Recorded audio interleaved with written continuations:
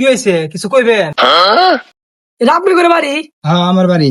আপনি করে বাড়ি কয়জন ফ্যামিলি আছে? আছে কয়েকজন ফ্যামিলি।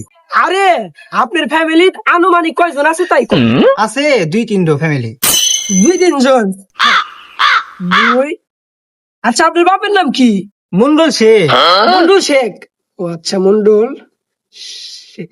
আচ্ছা আপনার মানে দাদার নাম কি তালি? দাদার নাম পরামানিক। পরামানিক।